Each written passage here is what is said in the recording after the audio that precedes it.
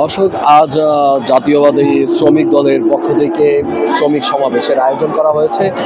বিকাল ৩টায় গণপ্রজাতন্ত্রী বাংলাদেশ সরকারের প্রধানমন্ত্রী তারেক রহমান উপস্থিত হবেন বিএনপির কেন্দ্রীয় কার্যালয়ে। সেই সমাবেশকে কেন্দ্র করে বিভিন্ন জেলা উপজেলা, ঢাকা মহানগর, ঢাকা বিভাগীয় বিভিন্ন কমিটির শ্রমিক দল, যুব দল, বিভিন্ন অঙ্গ সংগঠনের, জাতীয়তাবাদী দলের বিভিন্ন অঙ্গ সংগঠনের নেতৃবৃন্দরা এখানে বিভিন্ন স্লোগানে মুখরিত করছেন এবং তারা মিছিল করতে করতে তারা এখানে শ্রমিক দিবসকে সফল করার লক্ষ্যে তারা এখানে মিছিল নিয়ে আসছেন।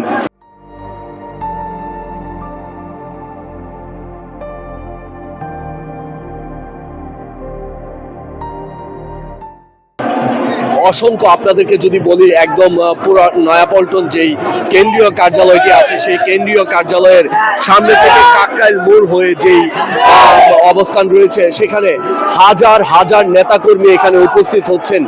বেলা বাড়ার সাথে সাথে এখানে দুপুরের জুম্মার নামাজের পর থেকে অসংখ্য অজস্র নেতাকর্মীরা এখানে উপস্থিত হচ্ছেন, বিভিন্ন স্লোগান দিচ্ছেন, স্লোগানে মুখরিত করছেন। দর্শক, আপনাদেরকে দেখানোর চেষ্টা করছি গাজীপুর মহানগর থেকে একটি বিশাল মিছিল নিয়ে আসছে নেতাকর্মীরা।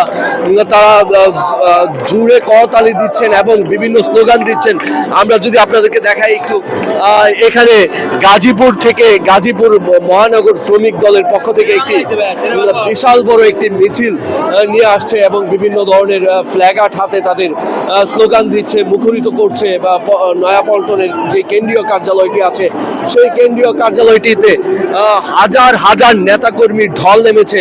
আজ মহান আন্তর্জাতিক মে দিবস উপলক্ষে শ্রমিক সমাবেশকে কেন্দ্র করে হাজার হাজার নেতাকর্মীদের ঢল নেমেছে এই নয়াপল্টনে। দর্শক, আপনাদেরকে দেখানোর চেষ্টা করছি আজ শ্রমিক দিবস উদযাপন উপলক্ষে, আন্তর্জাতিক শ্রমিক দিবস উদযাপন উপলক্ষে বিএনপির অঙ্গ সংগঠনের যেই আজ জাতীয়তাবাদী দল শ্রমিক দলের পক্ষ থেকে যেই সমাবেশের আয়োজন করা হয়েছে,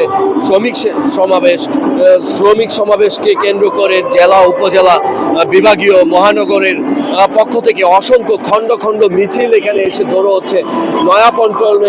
নয়াপল্টনের যে বিএনপির কেন্দ্রীয় কার্যালয়টি আছে সেই কেন্দ্রীয় কার্যালয়ে আজ বেলা ৩টায় গণপ্রজাতন্ত্রী বাংলাদেশ সরকারের প্রধানমন্ত্রী তারেক রহমান, বিএনপির চেয়ারম্যান তারেক রহমান উনি আসবেন, সেই সমাবেশে প্রধান অতিথি হিসাবে যোগদান করবেন। সেই সমাবেশকে কেন্দ্র করে খণ্ড খণ্ড মিছিল, অসংখ্য হাজার হাজার নেতাকর্মীরা এখানে আসছেন।